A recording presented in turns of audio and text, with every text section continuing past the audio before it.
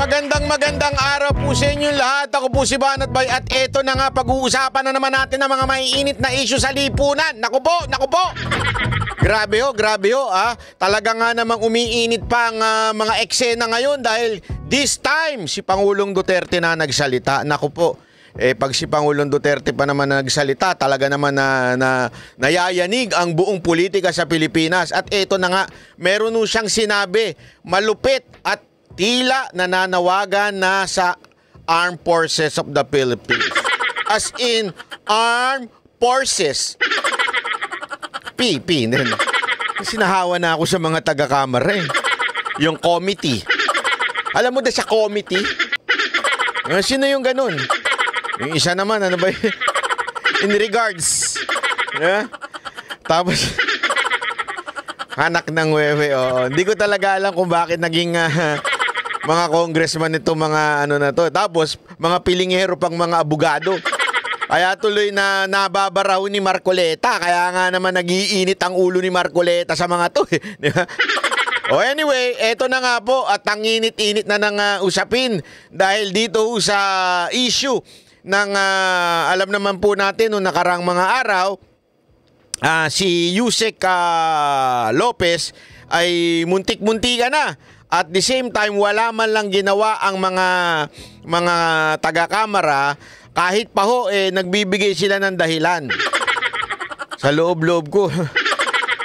Kasi daw, hindi naman daw pinag-antay yung ambulansya. Hindi nyo ba napanood? Mga gunggong ba kayo? Hindi, pasensya na po sa, sa mga congressman.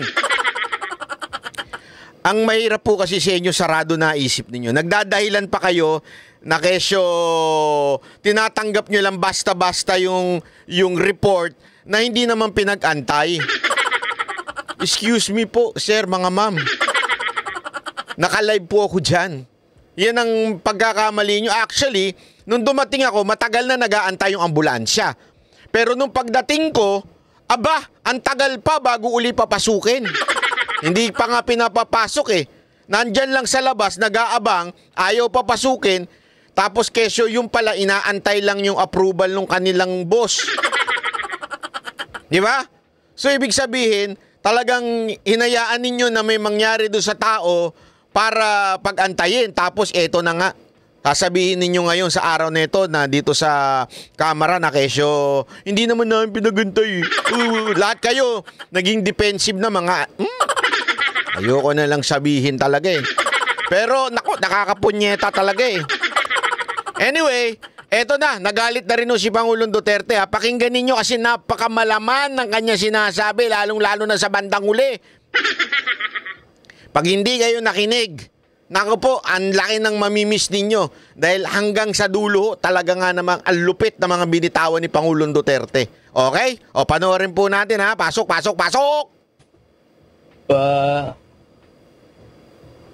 Nung military, paano hina niya? Military, wake up. Yan ang unang statement. Yung military, ano yun na? Military, wake up. Pero may kakabig siya. Alam niyo naman si Pangulong Duterte, magaling sa batas eh. Alam naman po natin na mahirap. Baka sabihin nila, sedition o kaya inciting to sedition. Alam naman natin tong gobyerno to eh. Minsan, balubaluktot na yung batas, binabaluktot pa nila. So medyo nilinaw ni Pangulong Duterte. Nilinaw niya sa mga susunod na statement. O, pakingge. They are observant now from other countries. Hindi, ganito yan, ha? Ganito yan. Explain niya. Correct. Yan. Ang tao ngayon wala nang mapuntahan. Yun. Kasi kay July ka. Biro mo, there was an order at a certain point yung the other night. Dadalhin siya sa correctional institution. Nako. Kung natuloy nalagay siya, saan siya magtakbo? Hindi magagalaw itong Supreme Court kasi separation of powers. Nagigets nyo? Hindi pwedeng pakialaman ng Supreme Court. Kaya nga marami nagsasabi na kesyo iakyat daw sa Korte Supreme Court. Ang problema, there's a separation of power. Lalo na Malacanang kasi itambalos-los bata niya. Nako po. So itong tao walang matakbuhan. Nako po. Yan ang sinabi ko. Yan. Kasi tama nga naman, 'di ba? Tayo mga kababayan, we feel really hopeless sa mga nangyayari, 'di ba ho? Na nakakaramdam na ho tayo ng hopeless dahil wala ho tayong matakbuhan. Kahit sa husgado, tila sabi nga ni BP Sara Duterte, wala na ho tayong maasahang hustisya sa bansa na ito. So paano na? Yun ang ni Pangulong Duterte, yun ang kanyang unang tanong, ika nga. Paano na ang bayan natin? Wala na tayong matakbuhan. Yung gobyerno natin, talaga nga namang inaabuso na ang kapangyarihan. Etong gobyerno natin, hindi na natin mahinga ng tulong. Pagkalaban, talagang babanatan na. Paano na? Yan ang tanong ni Pangulong Duterte. Pasok. There is a fractured governance. Nako po. Nabali lang, hindi lang na-sprained. There is a fractured in the governance sa ating Pilipinas ngayon. Walang makakorek yan. Nobody can correct Marcos. Nobody can correct Romualdez. Nobody can... it's a long process mapapil sa Supreme Court. Unless you... dala ka ng kaso doon, matagalan yan. Nako. Next year pa yan. Nako. So if you want a redress of grievance, remedy. So it is only the military who says. Kaya ang sabihin ko, presidente ako, nakita ko ang sitwasyon. Kung gano'n rin ang presidente na in face of so many errors there, nagtupak-tupak na ng hanggang nagkaroon ng breakage, fractured governance. It is only the military who can correct it. Ayan na. So, paano na? Sabi na, hopeless na yung nagaganap na mga pangyayari sa ating bayan. Dahil nga naman na fractured na, ika nga. Ano ibig sabihin nun? Talagang wala na. Biyak-biyak na, ika nga. Pilay na. Bakit kanyo? Kasi, merong separation of power ang legislative and judicial. So, hindi pwedeng pakialaman ng judicial itong legislative. Ang problema, itong executive at saka legislative ay parehong kontrolado na ho. 'Di ba? Kaya paano na? Eto na, sabi niya. Wala nang ibang solusyon dito kundi ang militar. Naku po. Nako.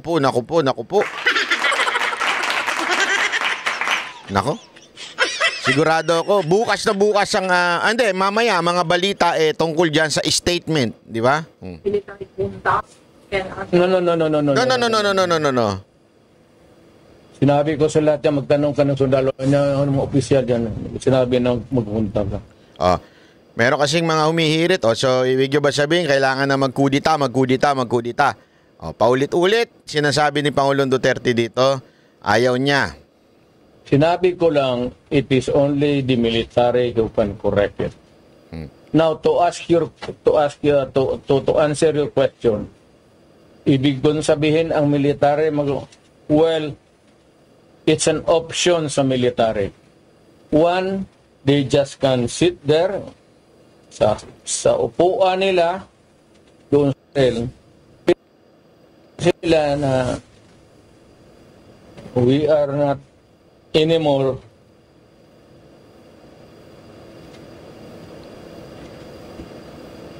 hindi na sila magkudita na magpunta yung tangki digira na. Sabihin lang nila na ayaw na namin yung laro ninyo. Out kami din. Kasi kung walang military, yung laro nila, wala na. What do you mean out? Getting out I don't know. Basta hindi yan kudita, hindi yan basta sabi lang ng military. So eto, medyo napapaisip tuloy yung mga nagtatanong sa kanya.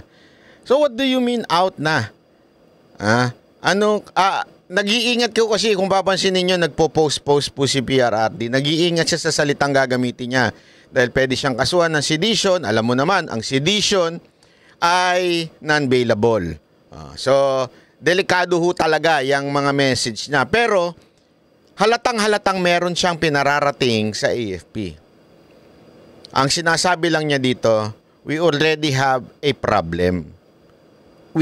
Para gabagang sa chess, checkmate na, yari na. Wala na tayong pag-asa. So, the only hope now, eto na, kayo. Pero, I disagree with the coup d'etat, yun ang sinasabi niya. Pero yung sinasabi niya dito, sinasabi nga niya na out na. Ako, ito aking interpretasyon lang Wala rin po ako sinasabing dapat gawin ng AFP to. Ito'y interpretasyon lamang sa tingin kong mensahe ni PRRD. It's withdraw of support. Kasi remember, the president will only stay there as a president if the military is with him. Malaking factor yon. Hindi ho ang kapulisan. Ang pulis sa city lang ho yan. Iba ho ang military. Pag sinabi ng military, Mr. President, we withdraw our support. Wala na, laglag ng pamahalaan. Hindi ko alam kung tama po ba ang aking intindi, maaring mali, pero parang ganun ang sinasabi ni PRRD. Ayaw niya ng madugo, ayaw niya yung nagbabarilan, ayaw niya yung nagkukudita, pupunta yung tangke, pinapaliwanag nga niya, ayaw niya yung may tangke-tangke pa, ganyan-ganyan. It's just a matter of we withdraw our support, Mr. President. Tapos na usapan. Ganun. O, yun ang sa tingin ko. Ano sa tingin ninyo? O, ipagpatuloy pa natin. I-comment ninyo ang mga inyong pagkaintindi. O. You are oppressing people and you are spending our money like water. Pati kami in the coming days, mawawalaan kami ng aming retirement, magalaw. Hindi kami sasali sa inyo. Not taking orders at all. Hindi silent protest. Military lang talaga. Do not take orders from Ano? They will not take orders from the commander-in-chief. That's it. Hindi. Sabihin lang nga niya. Sir, wag mo kaming isali. Pati kami, ang mga asawa ko nagtrabaho sa gobyerno, nakataya. Tingnan mo naman yung pera. Kinuha ninyo sa GSIS. PhilHealth, 89.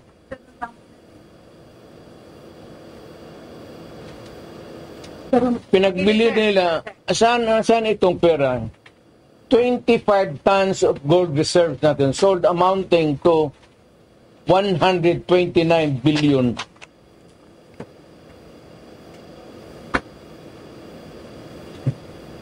Grabe yun mga kababayan, ano? Magkano daw yun? Ulitin natin, no? Ayan, no?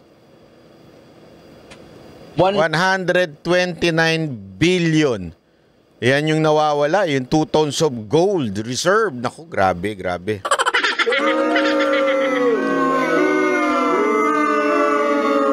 $129 billion.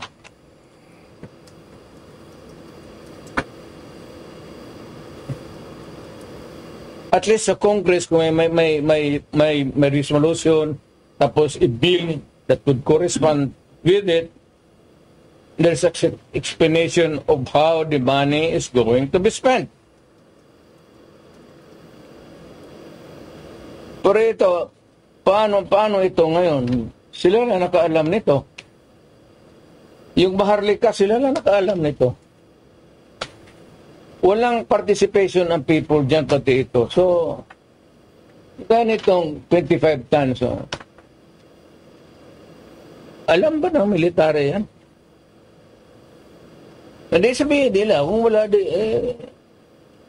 hindi na kami sasali ng laro ninyo. Parang play safe naman ang military ngayon. Do you think si Brown po ay mag-react ito? uh, can you restate your statement?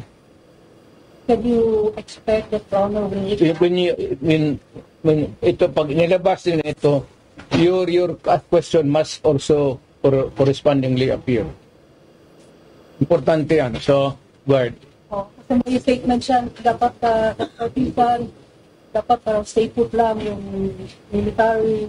Wala naman siyang sinabi, no?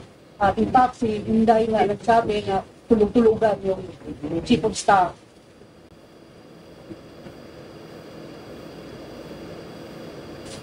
Ano daw makakatulog yung chief of staff at then bilhin yung mga. Matagal na siya natulog.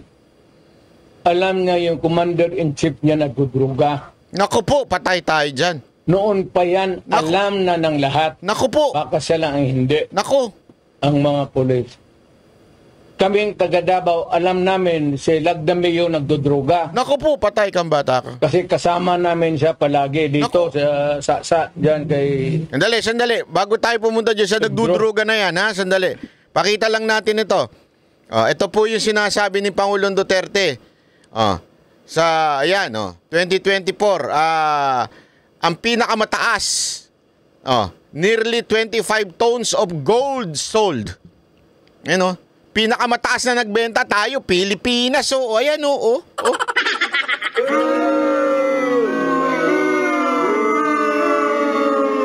Ayan, naku po. So, pinapakita talaga dito na totoo yung sinasabi ni Pangulong Duterte. Asa na ho yan? Yan ang katanungan ng taong bayan, di ba? Tuloy. Tuloy. Dito naman siya nagduduruga. Kaya yung SIPO ni mag-usap kami, yung SIPO ni Lagdameo magtulo yan. Nako. Hindi niya alam nagatulo yung SIPO niya. Minsan gano'n na lang yan. Ay, grabe. Tumutulo daw yung SIPO niya, yung ba'y sinasabi? Minsan gumagano'n na lang. Yari na. Nayari na.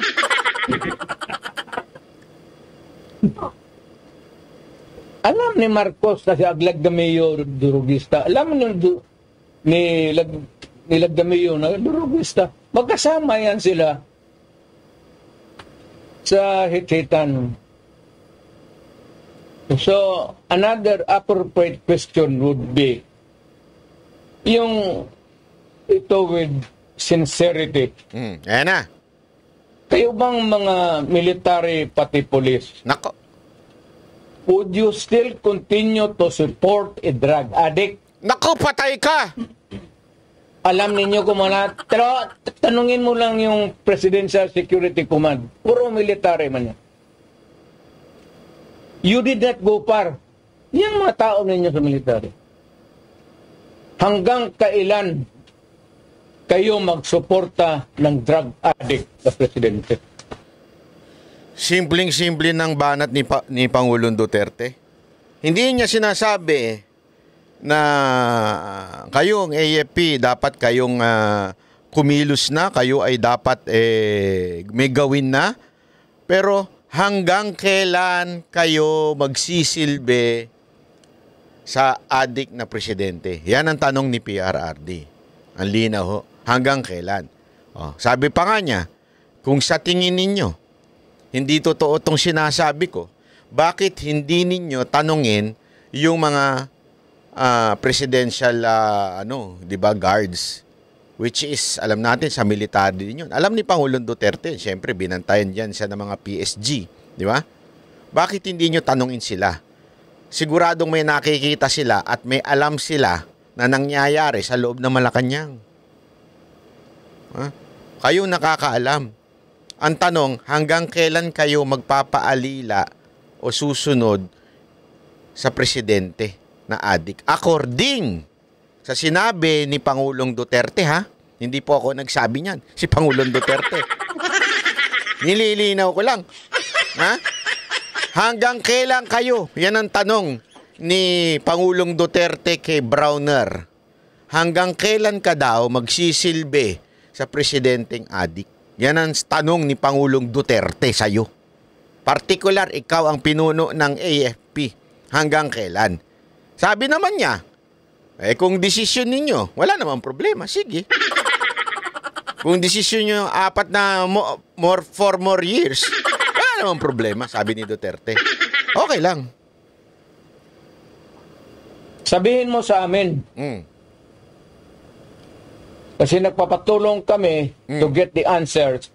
Sana, we cannot get a correct and accurate or true answer from kami ang magtanong. Barado kami ngayon eh. So under the constitutional provision of the right to be heard, kailangan sagutin ninyo yan.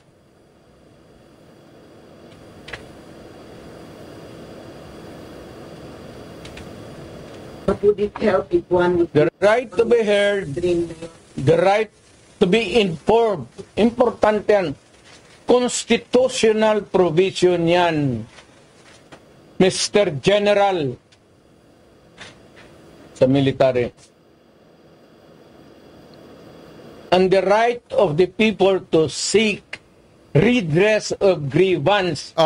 Kayo lang ang makabigay niyan ngayon. Nako. The right of information, you protect that right and allow us to use it. And we are seeking for redress of grievance of the abuses of government. Huwag na lang yung dalawang babae na inaano nila. Maraming sabi, ganon, tantom. Hysterical yun, hindi yun ano. Kung ikaw may kasama ka na worker mo, nag-delirium na, what are you supposed to do? Ako sa isang tanong na. Mr. Military, give us that right. The right of information that is true and correct. The right of redress of grievance. And the right to protect us. to be short of challenging Browner na to be short of challenging Browner ng properly. Wala akong tina-challenge. I do not challenge to anybody. I'm challenged to the military itself. The whole of the military, kasi sila ang supposed to be protector of the Constitution. Yun. Kasi tinanong nung reporter kung sino man yun, sabi, are you challenging Browner? No! Therefore, sabi, no! I'm challenging the entire military, the AFP, the entire AFP. Lahat kayo. Lahat kayo. Agree pa ba kayo? Wag na ho tayo magturo-turo. Wag na ho kayo magturuan. Hindi kasi, kasi we're just following orders. Hindi kasi may boss kami. Hindi kasi, hindi. Ang challenge na ito ay sa inyong lahat. Because sumumpa kayo that you would protect the Constitution. Yung pagsumpa ninyo ay hindi pagsumpa ng pagsunod sa inyong leader.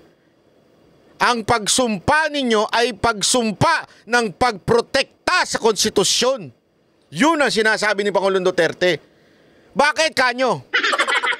Dahil kung ang pagsumpa ng inyong katapatan ay nasa leader lamang ninyo, ang leader ninyo ay maaaring mabili.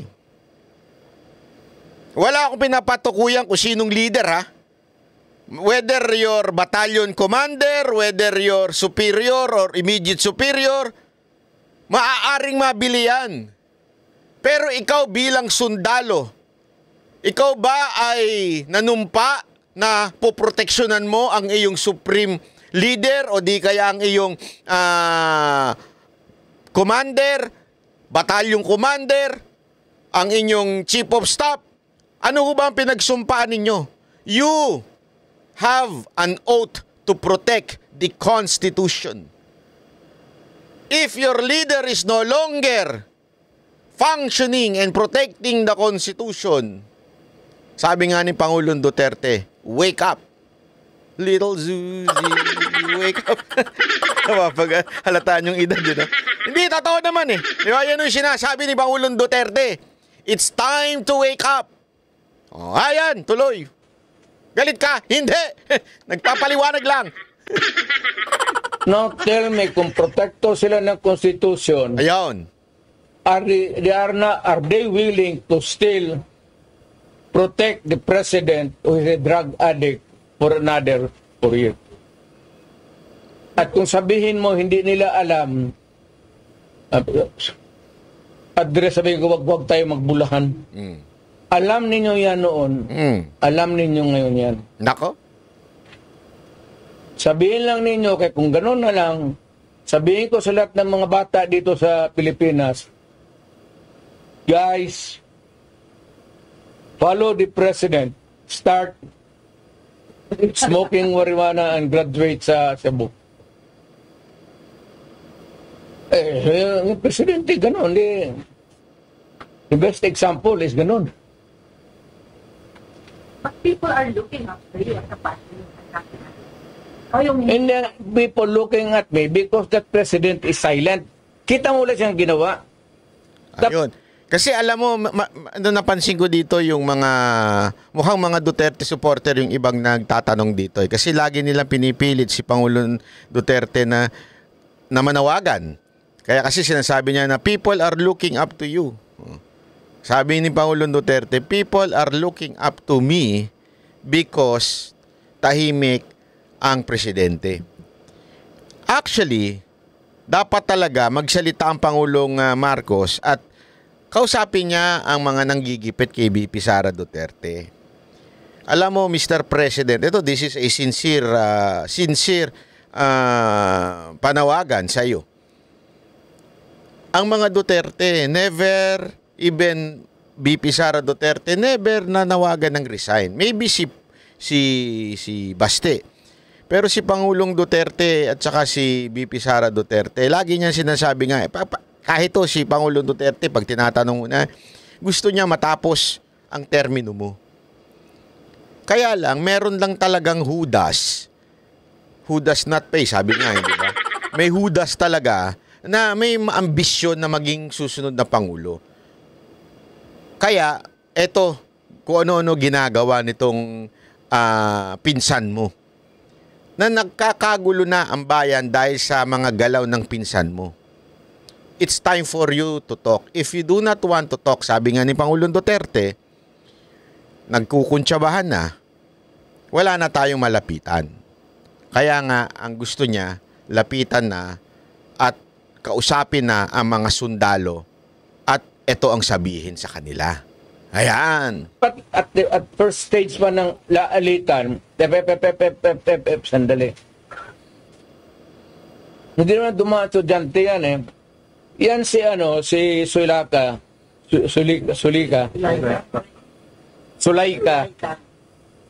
anak ni Joe Lopez yan. Sigma Rowan. So marami yan siyang dyan. But people are saying, pag buhin mo si Tatay Digo, alkamin ka na. So how do you react to all this? Ayaw ko kasi presidente ako. Yun.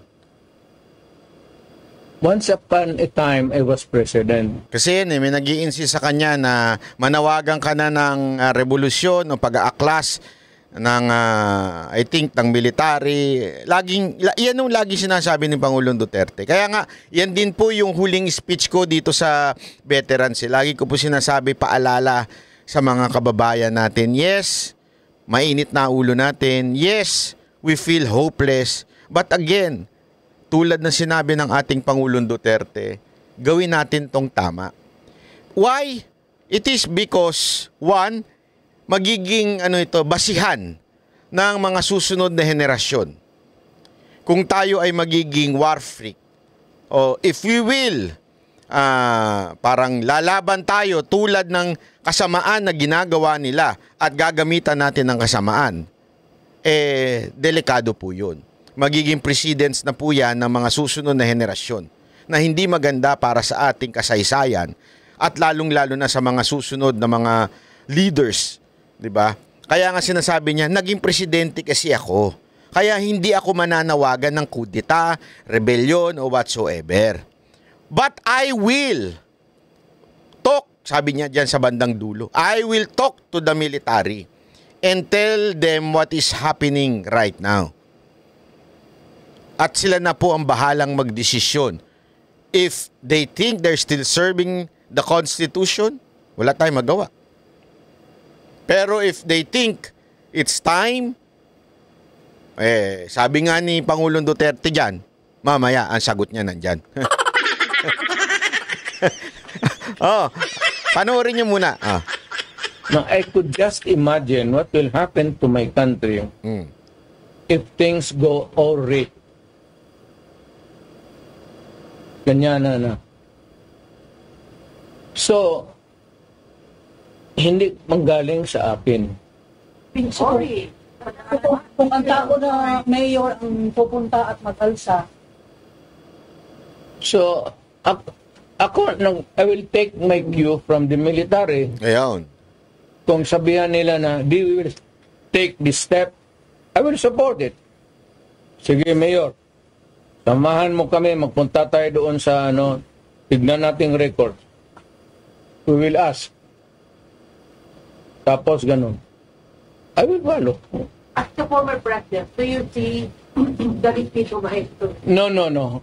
Leave me out. Ako basta kung may mga ganong uprising, sinabi ko na sa kanila, I'm out. Wala akong participation. No nothing. You're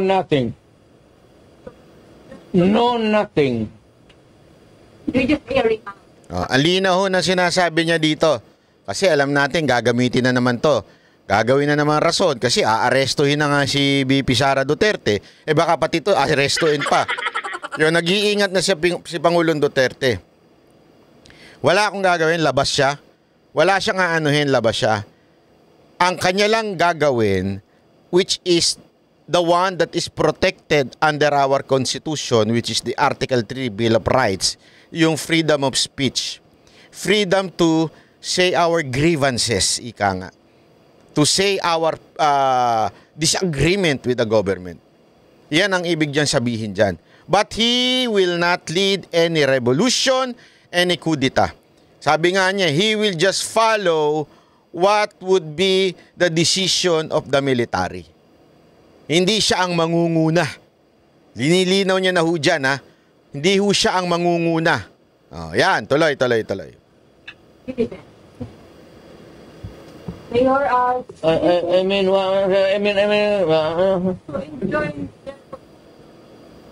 what?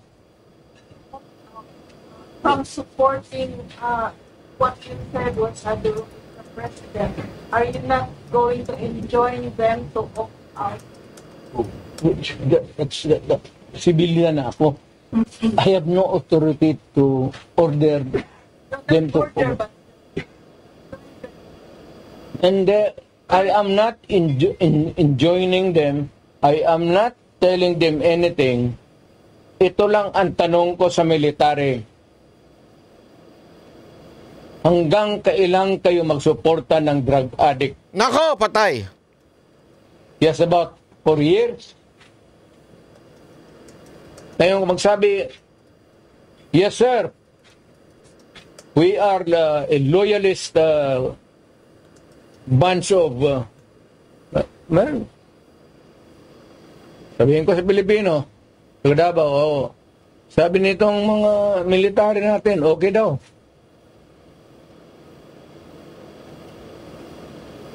Ang critical dyan is alam nila na durugista si Presidente. Nako, patay tayo dyan. Hindi nila, tanungin lang nila yung kaya isang kita mo kung hindi bangag. Tama isang gwardiya dyan sa Presidential Guard nagsuicide. Nako, ayan na. Matindi to revelasyon na to, kasi naging laman ng balita to yung namatay sa kampo, sa loob ng kampo yung isang kernel. Ito pala ang dahilan. ni sinasabi ni Pangulong Duterte. Ito ang dahilan kung bakit po namatay yun. Nako, pakinggan ninyo. Ang lupit nito. Murag, if you can tap the fingers and say, huwag ka masyado matulog. Punti na lang. Ano kung ako... Parang sinabi, minura daw at pinak the finger. Alam na ho natin ibig sabihin nun. Yeah? Ayoko. Isin mo na, huwag ka muna tulog. Kape ka lang. Murahin mo, kaya po ito napahiya. Sundalo, napakamatay. Napahiya daw, kaya nagpakamatay. Dahil nga daw sa sinasabi ni Pangulong Duterte ay may addict daw. Kaya nga, confident siya dito eh. Confident siya sa sinasabi niya. Okay? Confident siya na sinasabi niya na kayong mga sundalo, kayong nasa AFP, alam ninyo ang nangyayari. So hahayaan niyo po ba na 4 pang na taon na kayo ay magsisilbi sa adik na presidente? Si Pangulong Duterte nagsasabi noon, hindi po ako linawin ko, hindi po ako nagsabi niyan. Akin lamang pong ini-interpret yung sinabi ni Pangulong Duterte at pinapaliwanag. Kasi medyo, alam naman natin si Pangulong Duterte pag nagsalita, minsan putol-putol, tapos hindi pa maganda yung audio nito. Okay? So pinapaliwanag natin kung ano yung sinasabi ni Pangulong Duterte. Meron din na ang journal ngayon. Nabaril. Sa argument yun. Ito an argument about the present situation. I do not know whose side was the Colonel. Nako. So nagkaroon daw ng argument regarding sa situation. Tapos, hindi niya alam kung kaninong side si Colonel. Was with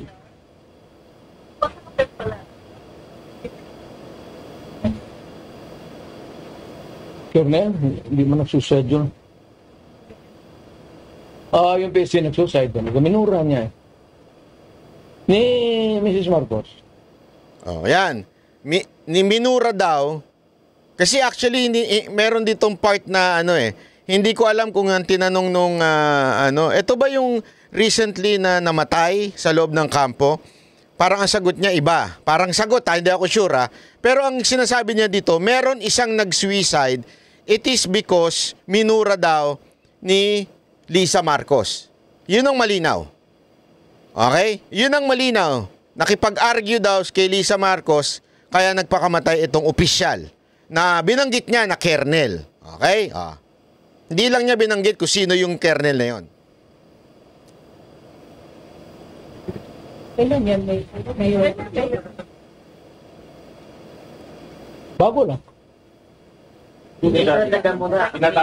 Siguro mga 2 months pa lang ako na umalis. Bago lang. Nakakalito kasi yung yung sinasabi ni Pangulong Duterte.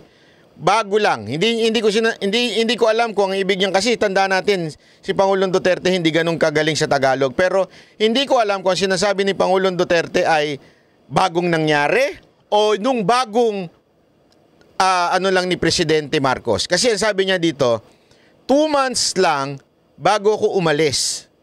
Ibig sabihin, bago siya umalis na Malacanang. After 2 months nangyari ito.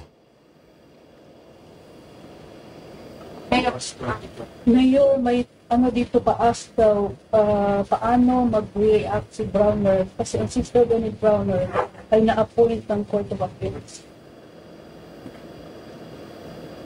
So, Browner is a non-reactive soldier. Pero going back, what Alam mo, depende yan kang Browner. How he looks at kung pabor siya sa bayan at alam niya, he would insist na matino, wala man tayong magawa. That is his view. Now, for the others, this happiness po, as a former president, how will you help your people from the suffering? Again, ma'am. As a former president, how will you help your people from this suffering? Suffering? Ma'am, sinasabi ko na there is a fracture. There's a fracture now in the governance of Marcos. It cannot be remedied. There is no relief in sight. It is only the military who can correct it. How? I do not know. How is Sila man yung protector ng konstitusyon. So, bahala. Grabe yung ano, no? Yung, kasi alam mo, ingat na ingat si Pangulong Duterte dito sa statement niya Pero parang sinasabi niya, military, nasa kamay nyo na. Hindi namin alam kung paano. Kasi tinatanong siya, ano ba ang pwedeng gawin?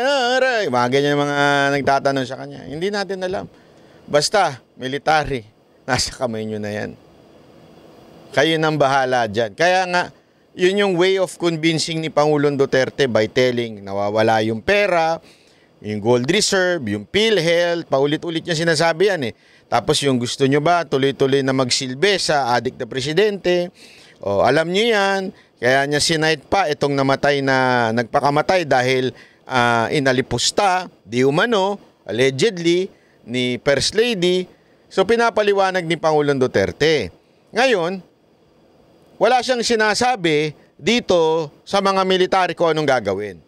Ang sinasabi lang niya, kayo. Hindi ko alam kung ano options nyo. Basta, are you still serving or protecting the Constitution? That's a question. Para maganda. Pero sabi ko nga, mukhang nanawagan na. Ito'y opinion lamang. Hindi ko sinasabing mukhang nanawagan na si Pangulong Duterte sa military. Malupit ho ito. Malupit. Sino? if the military will not do something, sir? Di palakpakin, let us applause the military. Gago! Natawa ako dun Paano kung walang gawin yung military? Sagot ni Pangulong Duterte, di palakpakan natin sila. Wala silang ginawa. Alam mo, promise habang pinakikinggan ko to, habang nagmamanay ako ng Maserati. Wala po akong ganun. Pangarap lang. Habang nagmamanay ako ng aking, usong-uso ngayon, yung mga sasakyan ng mga artista. Cybertruck. Alam mo, pinakinggan ko, tawa ako ng tawa. Wala akong tanga, mag-isang tawa ng tawa. Kasi sabi nga, di ba, palakpakan natin. Wala tayong magawa. We applaud the military for doing nothing. Let's applaud the military for doing nothing. Ay, kawawang buhay talay. Well, we'll slap our hands and say that the military is takot. Yan, sinabi mo. Hindi ko sinabi yan. Ikaw ang nagsabi. What is the worst manifestation? Siya yan, Siya nagsabi nun kasi para sinasabi ata kudita mag-aklas o whatsoever. Sabi niya, ikaw nagsabi niya Hindi ako. Iba mood ni Pangulong Duterte ngayon What is the worst manifestation or element of silent martial law that you can now see in this government? Hindi naman talaga martial law because martial law is something like Silent martial law. martial law is a military takeover. Mayroon akong i-suggest. Nako, ayan na.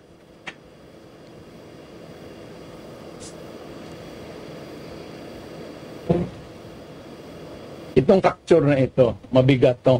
Nako, ayan na. Meron na. Because ang nasa taas sa Congress, tambalos-los, Nako. yung presidente, they're now trying to be in cahoots. They would attempt to change the constitution. Diyan na magulo talaga yan. And to make Martin from speaker mag-transition to si Martin mag-transition to speaker to the parliamentary prime minister. And there is the ceremonial president na lang si Marcos. Well, what's your reaction for the possibility of no L next week? No election. Possibility. It can be possible. Wala tayong... Yung cards wala sa Pilipino. It's in the card. The cards is being held by Martin Romualdez and President Marcos. Na kuan ni PNP Chief Martin na napagawa siya before ng mga drug users daw kaya added sa tuwi comment na ko nagagamit lang ba para mag-overtime or instead na nilahang oras sa pagpanarbaho from the PNP Chief mismo. Ang mga nagagamit daw ng drugs kay dili daw at nagagamit lang daw sila nakita daw sa mga trabahante para lang daw instead na nilahang oras sa pagpanarbaho. maganda yan. Maganda yan. So, what is an addict? And what is not an addict? An addict who uses shabu and continues to hit, inom. But the other kind of addict is trabaho, hit, para hindi makatulog, hit. Tapos, Tinanong ata dito tungkol sa sinabi ni Marbil eh. Yung di natin sila kasi yung mga nag-a-addict yun. Yung kailangan para hindi makatulog yan ang kaya nila ginagawa yan.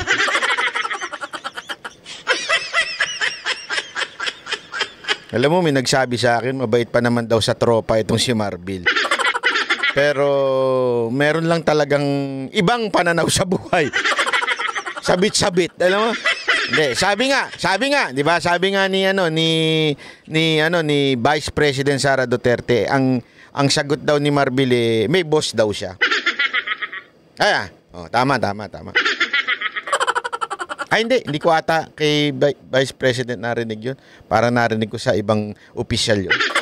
Sa ibang opisyal ko ata narinig 'yun. Lahat sila may boss, Sino kaya itong animal na boss nila, Sino kaya? Itong boss nila parang may pagkademonyo, Sige nga, comment nyo nga kung sino yung boss nila. Sa tingin ninyo, sino ang boss ni Marbil? Sino ang boss ng Quadcom? Sino ang boss ng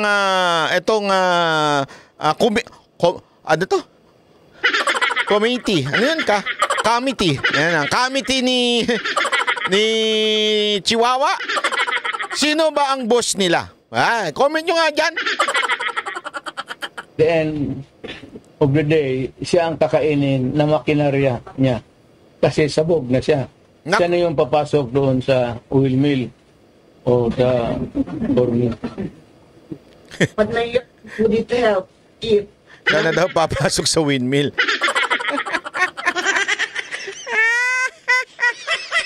Kasi naman basta tae.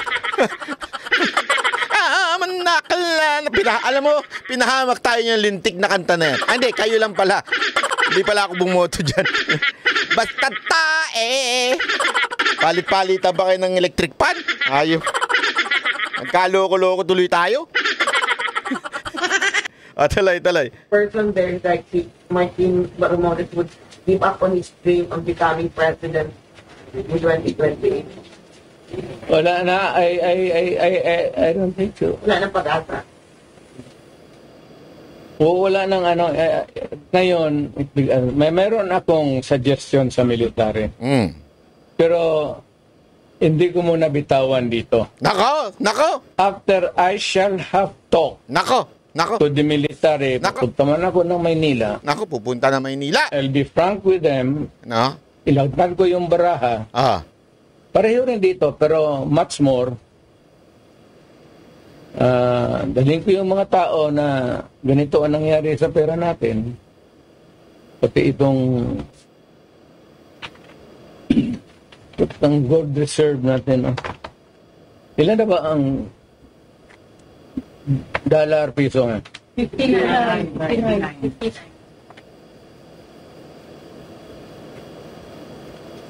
So may plano kayo ngayon na puntahan ang 25 tons. magpunta ng Camp Aguinaldo? Meron kayong plano? Naka-schedule? Ako? Opo. Hindi ako punta ng... Yung sabi mo kausapin mo. Seban doon. Hindi doon. Pero hindi rin tago. Siyempre. Alam mo, grabe yung kasi nakapagbitaw si Pangulong Duterte. Kakausapin ko siya, pupunta ako. Meron akong ilalatag na suggestion. Siyempre, tinanong, pupunta ka ng Camp Aguinaldo para kausapin? Hindi ako pupunta. Paano ako pupunta doon? Pero biglang kabig sabi ni Pangulong Duterte. Pero hindi rin patago hindi rin patago. Kasi alam mo naman, baka isipan na naman nila. Nako, meron pinaplano ito si Duterte. May pinaplano, pupunta daw sa Maynila para kausapin ng mga sundalo. Kakabahan, mangangatog na naman yung mga adik.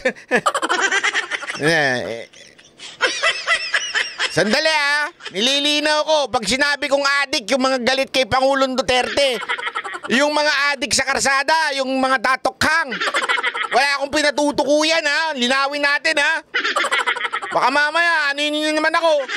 Kasi sinasabi kong adik, yung mga nakalaban ni Pangulong Duterte nagpapalitan sa karsada. Pag dumarating siya, nangangatog yun para malinaw lang. Ang freewheeling discussion, para sabihin nila nagaplano ka ng kudita o rebellion. Ayaw ko yan Kasi naging presidente nga ako. Paulit-ulit niya sinasabi, ayaw niya yung kudita walang sedition dyan yan sinasabi niya. The military will talk or meeting. Ayaw ko rin kung yung gusto lang. Yung kita ko na who share my statement. Kasi ako hindi naman nag-agitate talaga ng forcible removal. Pero wala pang schedule. Hindi daw siya nagda-agitate ng forcible removal. Malinaw yun malinaw. Wala ako, malapit na. I don't know kung what it. Did you have an appointment with General Governor about this? Talk man-to-man about this issue na kanya? With General Brown. No, it's useless. It's useless. He cannot talk for himself. So, ibang general, sir. Hindi rin. Dito ako sa baba. Might as well talk to the... Hindi daw kay Browner, hindi rin daw sa mga ibang mga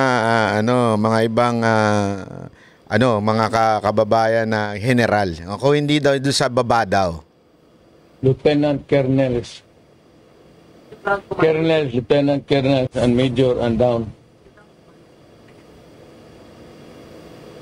What if they do a loyalty check, Mayor? Takot lang.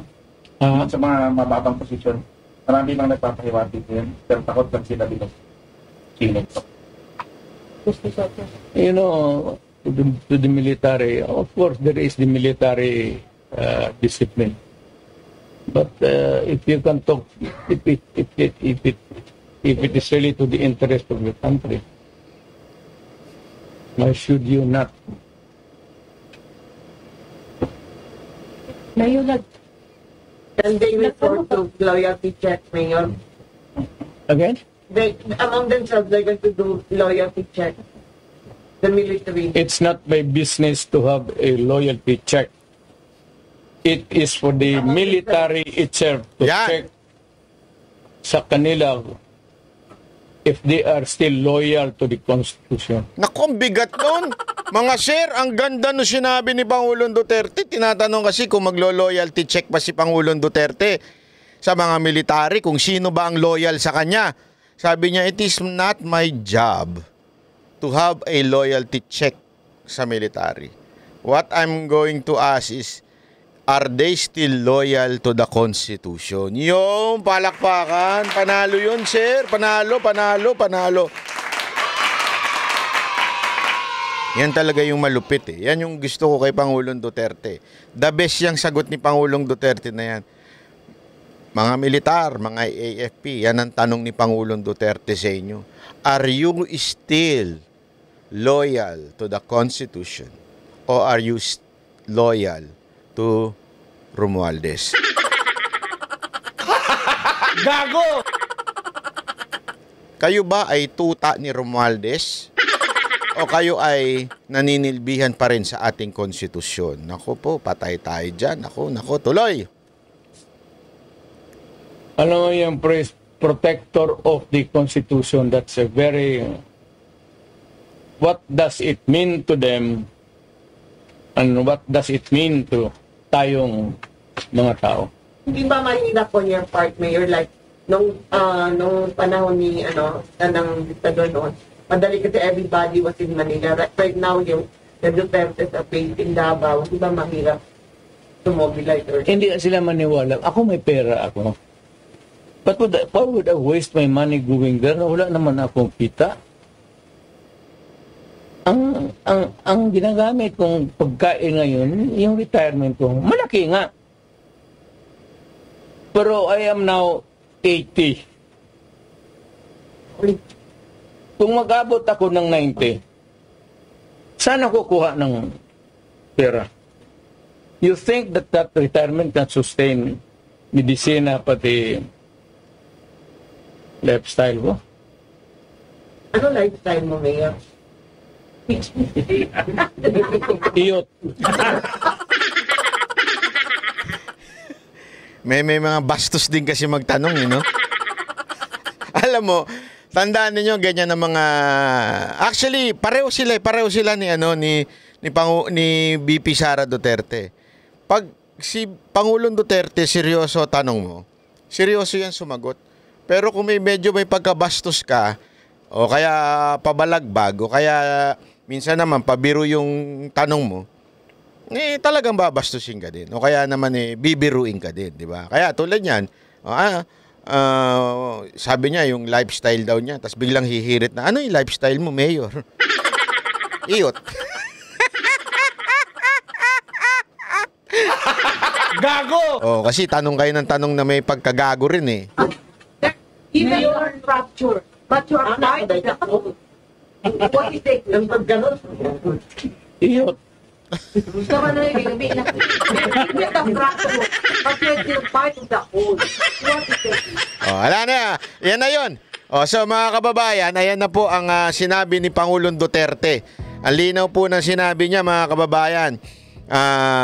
Again, ako sa tingin ko, nag-iingat si Pangulong Duterte pagdating sa, kasi alam naman natin marami sa mga kababayan natin sa social media.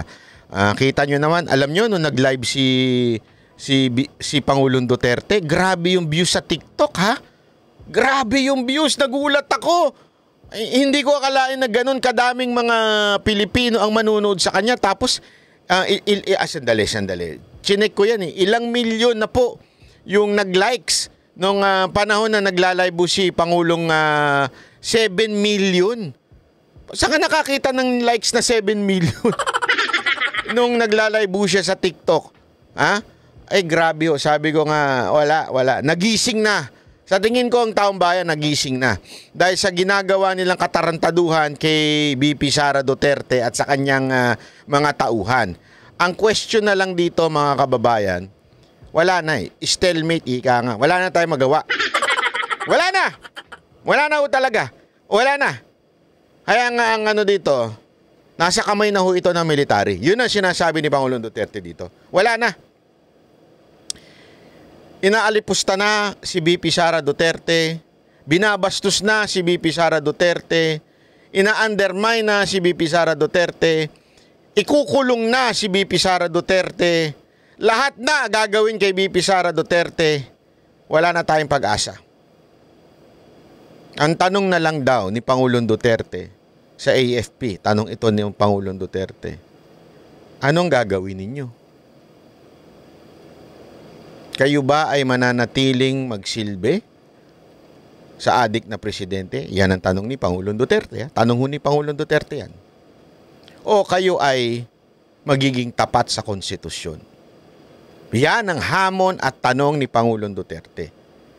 Pinaliwanag lamang po natin. Nililinaw natin, pinapaliwanag lamang po natin ang sinasabi ni Pangulong Duterte at hindi tayo nagbibigay ng ating saloobin. Kasi this is a matter of very, very sensitive issue. Bakit ho kanyo? Alam naman po natin, the only person who has somehow the right to call for the military is walang iba kung hindi si Pangulong Duterte dahil nanilbihan siya bilang Pangulo at Commander-in-Chief. And yet, wala ho siyang binitawan na gusto niya ng revolusyon, gusto niya ng kudita, gusto niya ng anything. Ayaw niya. Paulit-ulit niya. So, mas lalo naman po siguro ako. Wala akong karapatan manawagan. Wala po ako sa otoridad. Akin lamang pong inexplain. Akin lamang pong mas pinaliwanag, sana naliwanagan ang ating mga kababayan. Mapasibilyan, mapa-uniform uniform personnel, naliwanagan. Ngayon, ako mananalangin lang. Dahil patuloy na, inulit ko to, sinabi ko ito. Itong huling mensahe ko. Sinabi ko ito kahapon dun sa aking speech sa veterans. Nung isang araw pala.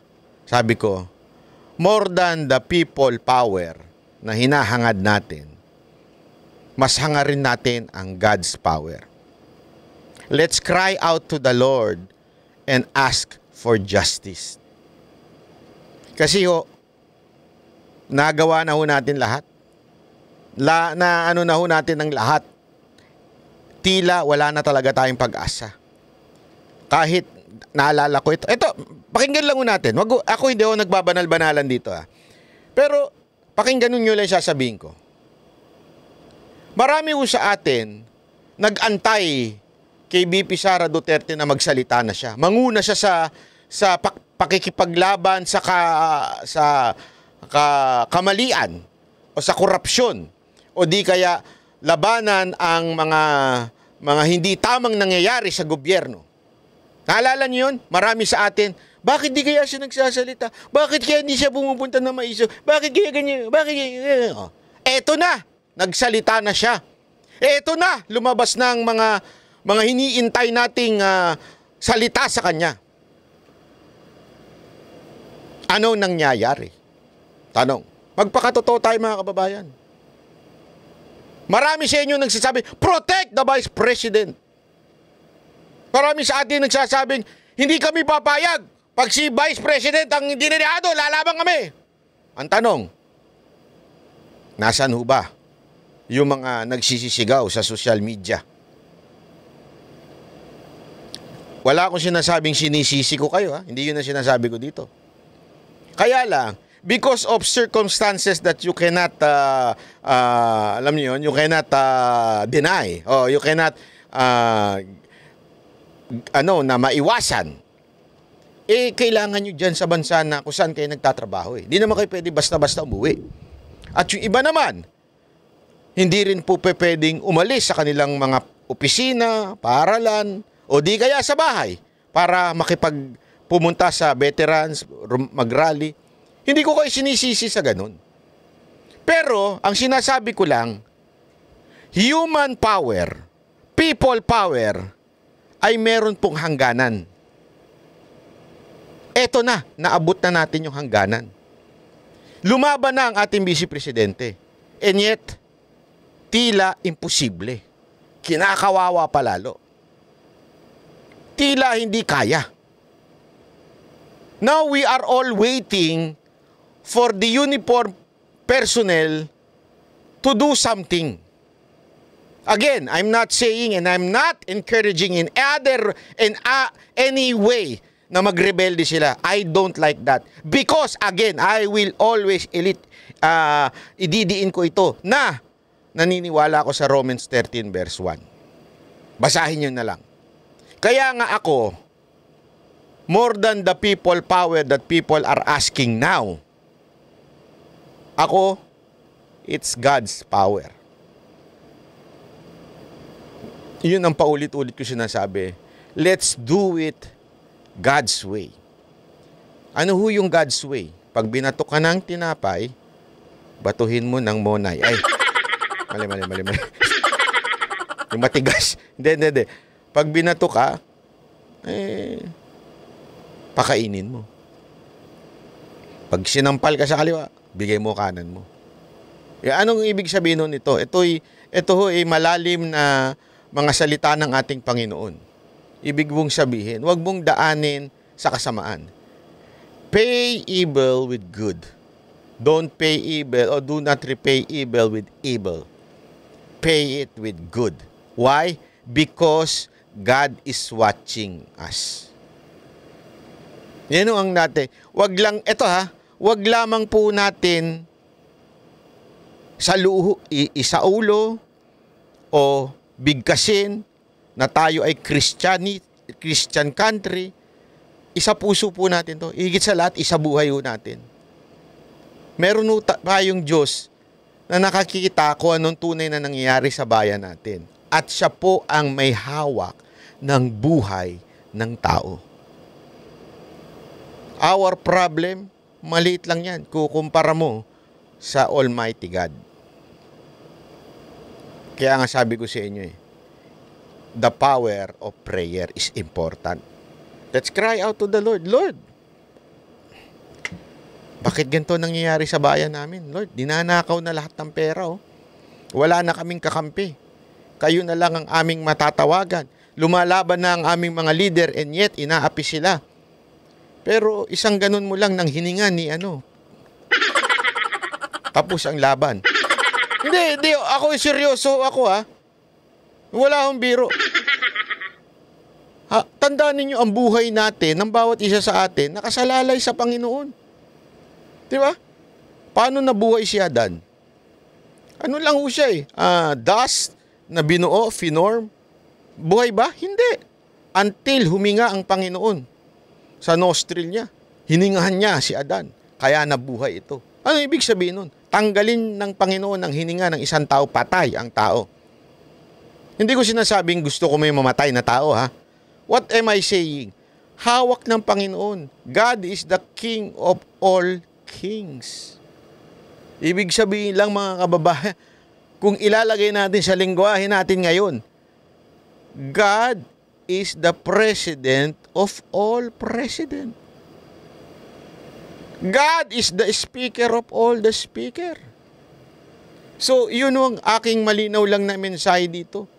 Huwag tayong bumitaw. Huwag tayong mawala ng loob. God is in control. Yun lamang po. Maraming salamat po. Mabuhay po kayo, mga kababayan ko. Thank you po. Yan ang Banateros, boses ng ordinaryo Pilipino. Banateros ay walang makakaawan.